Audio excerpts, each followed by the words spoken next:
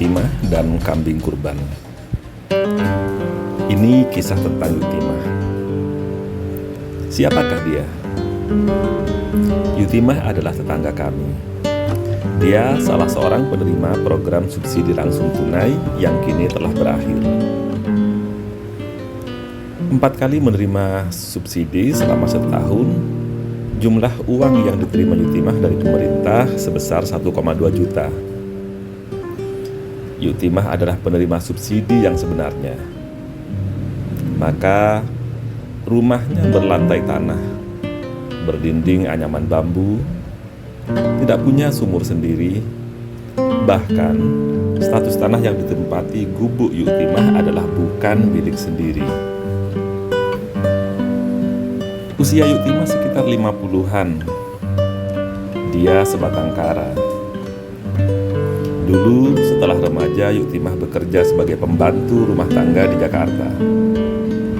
Namun, seiring usianya yang terus meningkat, tenaga Yutimah tidak laku di pasaran pembantu rumah tangga.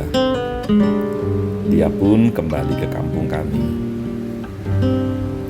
Para tetangga bergotong royong membuatkan gubuk buat Yutimah bersama emaknya yang sudah sangat renta. Gubuk itu didirikan di atas tanah tetangga yang bersedia menampung anak dan emak yang sangat miskin itu. Meski hidupnya sangat miskin, Yutimah ingin mandiri.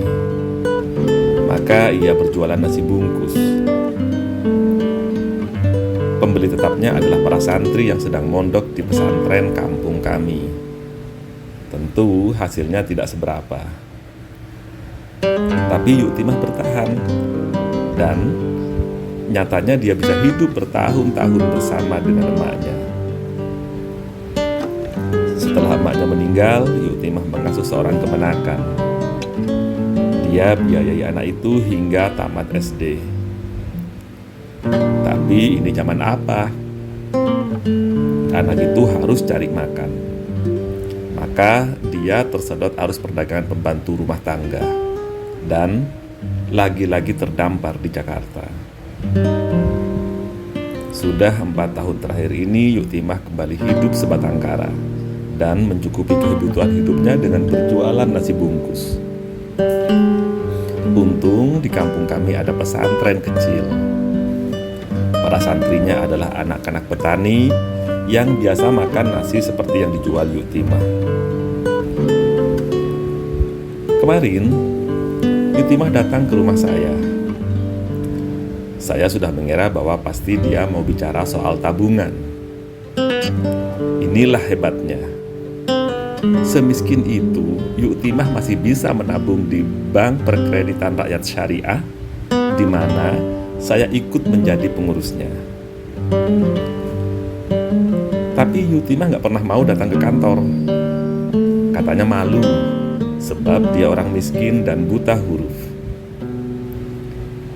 Dia menabung Rp5.000 atau Rp10.000 setiap bulan. Namun setelah menjadi penerima subsidi, Yutimah bisa setor tabungan hingga Rp250.000. Dan sejak itu saya melihat Yutimah memakai cincin emas. Ya, emas. Untuk orang seperti Yutimah, setitik emas di jari adalah persoalan mengangkat harga diri. Saldo terakhir Yutimah adalah Rp650.000. Yutimah biasa duduk menjauh bila berhadapan dengan saya. Malah maunya bersimpuh di lantai. Namun selalu saya cegah.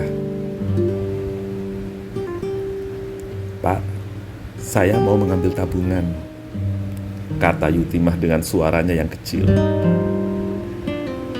"Oh, tentu bisa, Yuk. Tapi ini kan hari Sabtu dan sudah sore. Bank kita sudah tutup. Bagaimana kalau Senin?" "Senin juga tidak apa-apa, Pak. Saya tidak tergesa." "Mau ambil berapa, Yuk?" tanya saya. 600.000, Pak. "Loh, kok banyak sekali? Untuk apa, Yuk?" Yutimah tidak segera menjawab. Menunduk sambil tersenyum malu-malu. Saya mau beli kambing kurban, Pak. Kalau 600.000 saya tambahi dengan uang saya yang di tangan, cukup untuk beli satu kambing. Saya tahu Yutimah amat menunggu tanggapan saya. Bahkan dia mengulangi kata-katanya karena saya masih diam. Karena lama tidak memberikan tanggapan, mungkin Yutimah mengira saya tidak akan memberikan uang tabungannya. Padahal saya lama terdiam karena sangat terkesan oleh keinginan Yutimah membeli kambing kurban. Iya Yuk, Senin besok uang Yutimah akan diberikan sebesar 600.000. Tapi Yuk, sebenarnya kamu itu nggak wajib berkurban. Yutimah bahkan wajib menerima kurban dari saudara-saudari kita yang lebih berada. Jadi, apakah niat Yutimah benar-benar sudah bulat hendak membeli kambing kurban? Iya Pak, saya sudah bulat. Saya benar-benar ingin berkurban. Selama ini memang saya hanya menjadi penerima. Namun, sekarang saya ingin menjadi pemberi daging kurban. Baik Yuk, besok uangnya saya ambilkan di bank kita. Wajah Yutimah terang benderang. Senyumnya ceria, matanya berbinar. Lalu minta diri dan dengan langkah-langkah panjang Yutimah pulang. Setelah Yutimah pergi, saya termangu sendiri. Kapankah Yutimah mendengar, mengerti, menghayati, lalu menginternalisasi ajaran kurban yang ditinggalkan oleh Kanjeng Nabi Ibrahim? Mengapa orang yang sangat awam itu bisa punya keikhlasan yang sedemikian tinggi sehingga rela mengorbankan hampir seluruh hartanya? Pertanyaan ini muncul karena umumnya ibadah haji yang biayanya mahal itu tidak mengubah watak orangnya. Mungkin saya juga begitu. Yutimah, saya jadi malu. Kamu yang belum naik haji atau tidak akan pernah naik haji, tapi engkau sudah menjadi orang yang suka berkurban. Engkau yang sangat miskin, tapi uangmu tidak engkau belikan makanan, televisi, atau pakaian yang bagus.